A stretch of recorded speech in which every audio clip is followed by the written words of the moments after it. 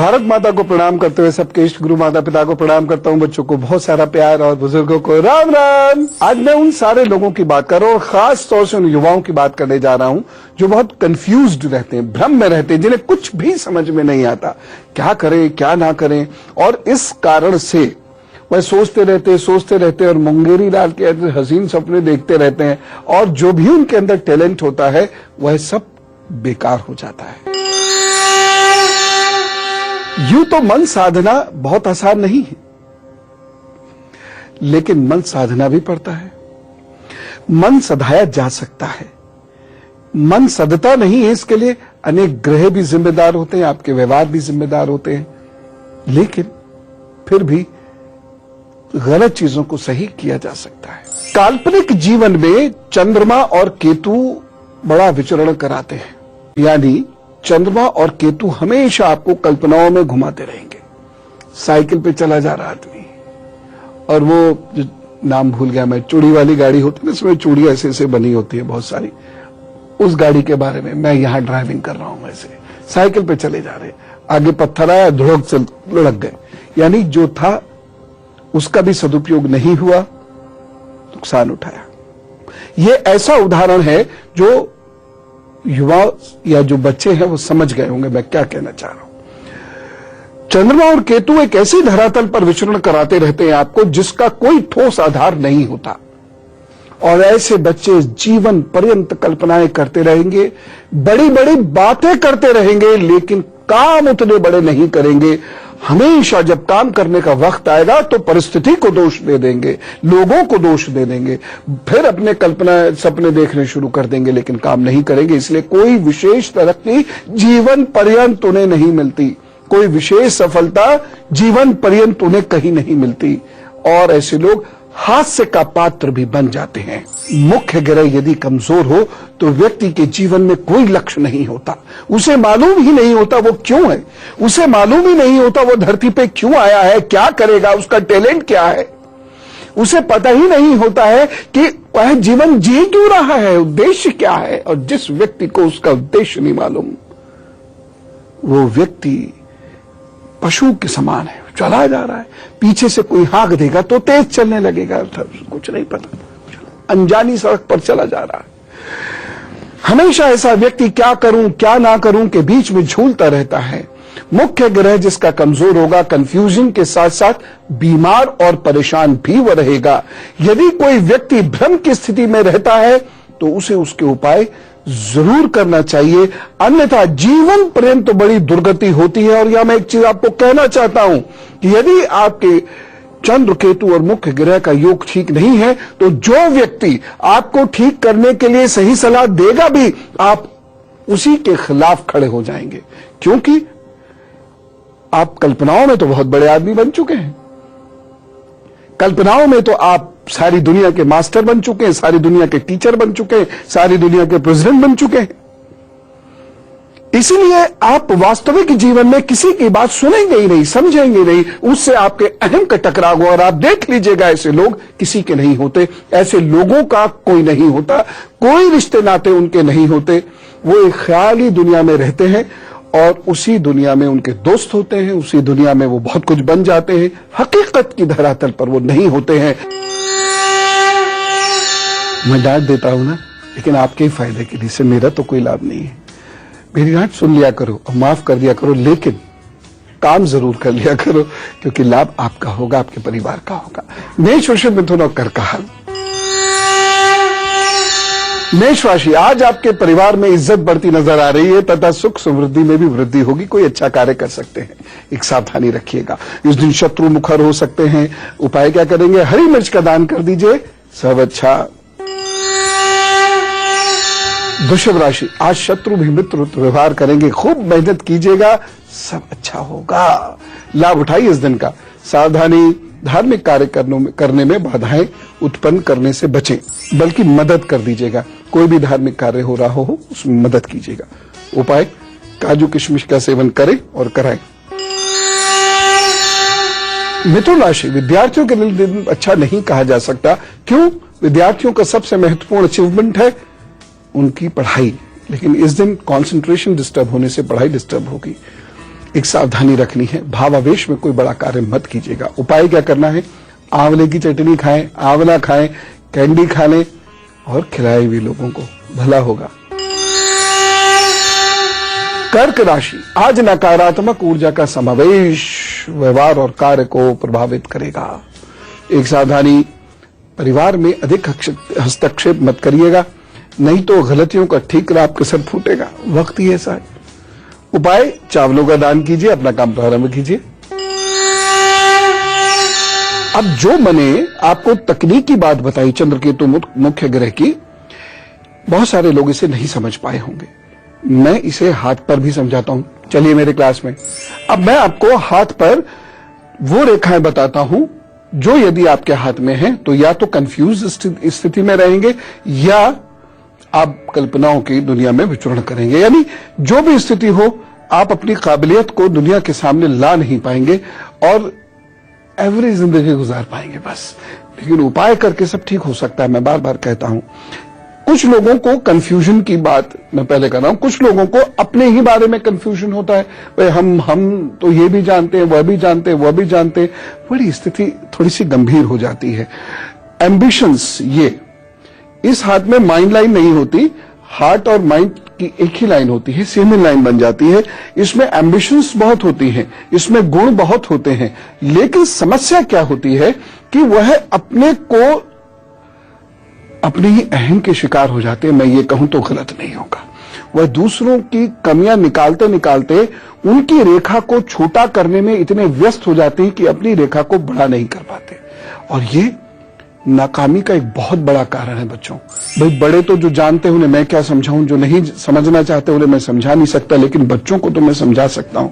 बच्चों, हमेशा अपने विरोधी की रेखा को छोटा करने की बजाय अपनी रेखा को बड़ा करो, उस पर ज्यादा ध्यान मत दो, अपनी स्थिति को बेहतर करने की कोशिश करो। नहीं तो तुम उसमें उलझ जाओगे और उससे बुरी स्थिति में चले जाओगे। अपने में मेहनत करोगे तो अच्छा है। अगर ये रेखा एक हाथ में है तो फिर भी चलो मैनेज हो जाएगा, शायद मैनेज हो जाएगा। लेकिन अगर ये रेखा दोनों हाथों में एक सी है तो स्थिति बहुत खराब हो जाएगी।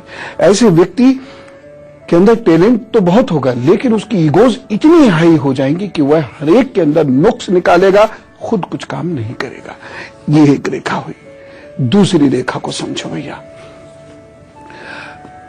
यह आपकी हृदय माइंड की लाइन है और ये ऐसे ऐसे ऐसे ऐसे करके चल रही है। ये कई रेखाओं में बढ़ गई, नीचे की ओर आ गई या ऐसे। ऐसा व्यक्ति अपने को बहुत इंटेलिजेंट समझता है। देखो, मैं उससे मिला, उसने मेरे बारे में ये कहा, वो कहा, इतनी प्रशंसा करी। उस एक व्यक्ति को दुनिया समझ के वह इतना खुश हो जाएगा कि शाम को लड्डू बांटेगा, कई दिनों तक खुश रहेगा। लेकिन ये नहीं सोचेगा अरे एक व्यक्ति ने प्रशंसा कर दी तो कौन सी इसमें बड़ी बात है। हो सकता है उसकी प्रशंसा करने का कोई और मंतव्य हो सकता है किसी और कारण से उसने प्रशंसा की हो, जरूरी नहीं। देखो बच्चों, बड़ों को भी मैं कहना चाहूंगा, सबकी प्रशंसा सुनकर खुश मत हुआ करो। दुनिया के अंदर बहुत थोड़े से लोग होते हैं जिनकी प्रशंसा और निंदा मायने रखती है। ज्यादातर की प्रशंसा को भी दोनों कानों के इस्तेमाल से गायब करो और ज्यादातर लोगों की निंदा को भी दोनों कानों के इस्तेमाल से भूल जाओ, नहीं तो सारी जिंदगी परेशान या कंफ्यूज्ड रहोगे। लेकिन ऐसी लाइन वाला बहुत मुश्किल से करेगा। तो ये स्थितियां यदि हैं तो ये तय है आपको अपने बारे में भ्रम रहेगा या आप कल्पनाओं की दुनिया में विचरण करेंगे। इससे बाहर आ जाइए, नहीं तो बहुत कष्ट होगा। फिलहाल आपको सिंह, कन्या, तुला, वृश्चिक का उपाय बताता हूं, उनके दिन का हाल बताता हूं और फिर इस भ्रम से आने के तरीके बताता हूं। सिंह राशि, आज आपको शुभ समाचार प्राप्त हो सकता है। यात्राओं से लाभ के योग बने हुए हैं। एक सावधानी बरतिएगा, चुगली करने से आपको बचना होगा। और उपाय क्या करेंगे? गायत्री मंत्र का जप करिए, अपने काम पर चलिए। कन्या राशि, आज धन हानि के योग बने हुए हैं। नेत्रों से संबंधित परेशानी हो सकती है, केयरफुल रहिएगा। सावधानी क्या रखनी है? वाणी में इस दिन बहुत सौम्यता बनाकर रखिएगा। और उपाय, रसीले फलों का सेवन करिए और कराइए। तुला राशि, परिवार में मौज मस्ती वाला दिन रहेगा। व्यापारियों को भी लाभ होगा। एक सावधानी आवश्यक है, क्रोध से बचें। और उपाय क्या करना है? मंदिर में केले का दान करें, सब अच्छा होगा। वृश्चिक राशि, व्यर्थ की यात्रा करनी पड़ सकती है, मन की एकाग्रता भंग हो सकती है, केयरफुल रहिए। एक सावधानी आवश्यक है। वाहन और यात्रा में, वाहन चलाते वक्त भी, सड़क पर चलते वक्त भी और यात्रा करते वक्त भी सावधान रहें, उपाय करके चलें। हनुमान चालीसा का पाठ करें घर पे भी और फिर काम पर निकल पड़े, सब अच्छा होगा। देखिए, अपने बच्चों को और खुद को भी कंफ्यूजन्स और कल्पनाओं से निकालिए। ये उपाय उनको जरूर निकालेंगे, तभी तो वह कुछ क्रिएटिव और कंस्ट्रक्टिव कर पाएंगे। कल्पना में, महल में रहने से कोई राजा नहीं हो सकता, ठीक है ना? उपाय करिए। बहुत सारे बच्चों के मन में ये भ्रम उत्पन्न हो रहा होगा या उनके प्रश्न ये उनके मन में उत्पन्न हो रहा होगा कि पहला उपाय लिखिए, दिमाग को दुरुस्त करने के लिए, चंद्र केतु को मजबूत और बेहतर करने के लिए माथे पर केसर का तिलक लगाना शुरू करें। जहां एक और यह आपको कल्पनाओं की दुनिया से निकालकर कर्म की दुनिया में स्थापित करेगा, साथ ही साथ आपकी इंट्यूशन में इंप्रूव करेगा और उसके साथ साथ आपके मित्रों आदि का सहयोग भी आपको दिलवाएगा। मित्रों की बात पर एक खास चीज कहता हूं, देखो बच्चों, अगर आपके मित्र अच्छे नहीं हैं तो आपकी जिंदगी नरकीय हो जाएगी, क्योंकि उनकी बातों का प्रभाव, उनके मोबाइल का प्रभाव, उनके इंटरनेट का प्रभाव, उनकी फेसबुक का प्रभाव बहुत है।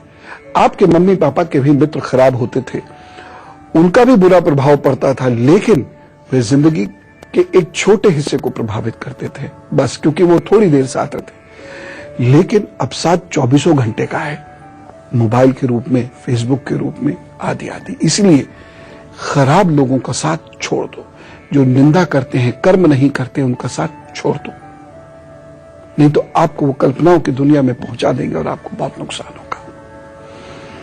एक चीज मैं और बताता हूं, अगर आपका चंद्र केतु मुख्य ग्रह खराब है और आप सिर्फ सोचते हैं, कर कुछ नहीं पाते हैं, या फिर जब करने चलते हैं तो टू डू और नॉट टू डू में फंस जाते हैं, ऐसे लोगों को यदा कदा मूलियों का दान करना चाहिए। और जब मैं कहूं यदा कदा का मतलब ये नहीं है साल भर में एक बार यदा और दूसरी बार कदा, मेरा मतलब यह है कि हर हफ्ते 10 दिन में कर दिया कीजिएगा। ऐसे लोग हैं, मैं बता रहा हूं। धनु, मकर, कुंभ और मीन। धनु राशि, आज हृदय प्रसन्न रहेगा, मित्रों का सहयोग भी मिलेगा, लाभ के योग बने हुए हैं। बस एक सावधानी, इस दिन जो आपसे उम्र में छोटे लोग हैं या जो आपसे गुण में छोटे लोग हैं, उनको हीन भावना से मत देखिएगा, अहंकार मत कीजिएगा। उपाय क्या करना है? गुरु के सानिध्य का स्मरण कीजिए। मकर राशि, कार्य स्थल पर प्रमोशन हो सकता है, आप परफेक्शन प्राप्त कर सकते हैं, आपकी प्रशंसा होगी, सीनियर्स इस दिन खुश रहेंगे, कुछ मांग लीजिएगा। बस एक सावधानी बरतनी है, इस दिन जो लोग धर्म कर्म से जुड़े हुए हैं उनकी कमियां मत निकालिएगा, उन्हें मत कुचेटिएगा, बाकी सब ठीक है। उपाय क्या करना है? पीपल के वृक्ष को सींचे काम पर चले। कुंभ राशि, सरकार से संबंधित काम में विघ्न उत्पन्न हो सकता है, मन में थोड़ा सा संशय रहेगा, शक वहम के भी शिकार इस दिन आप रह सकते हैं। एक सावधानी बरतनी है, इस दिन आलस्य को हावी मत होने दीजिएगा। उपाय क्या करेंगे? अनुलोम विलोम कीजिए, ओम का उच्चारण कीजिए, काम पर चलिए, सब अच्छा होगा। मीन राशि, कार्यों में अवरोध रहेगा, मन में थोड़ी सी व्याकुलता रहेगी, एक सावधानी जरूर बरतें। निवेश का विशेष निर्णय इस दिन नहीं लेना पड़े भी मजबूरी में तो बुजुर्गों से सलाह कर लें और ये उपाय करें। और उपाय कितना सरल है, कोई भी धार्मिक साहित्य पढ़िए, फिर अपने काम पर जुट जाइए, तो सब अच्छा करेंगे।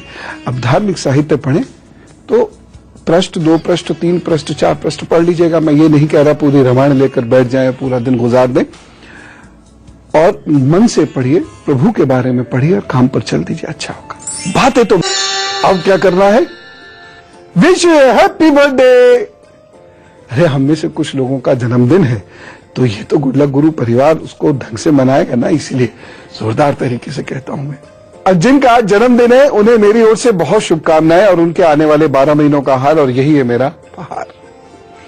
आपके आगे आने वाले 12 महीने थोड़े कमजोर हैं, राहु से तो बहुत ज्यादा प्रभावित है। अब क्या होता है, जब राहु से कोई समय प्रभावित होता है सफलता तो मिलती है, लेकिन संघर्ष बहुत करना पड़ता है।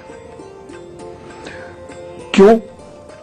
क्योंकि धैर्यहीन हो जाते हैं, यानी जो समय जो कार्य जितने समय में जो परिणाम देगा वह तो उतने में देगा। हम धैर्यहीन होने की वजह से गलत काम कर जाते हैं, किसी पे गुस्सा हो जाते हैं, नाराज हो जाते हैं, और इस वजह से हमारे डिसीजन बदल जाते हैं। तो बार बार डिसीजन बदलने की वजह से आपका काम रुकेगा। तो आपको धैर्य रखना है। उपाय क्या करेंगे? काले नीले वस्त्र अब 1 वर्ष के लिए नहीं पहनिए। अब कोई कहे कि हमारी तो यूनिफॉर्म में है, तो भाई थोड़ी मजबूरी है, फिर तो हम क्या कर सकते हैं, फिर ये वाला उपाय कर लें।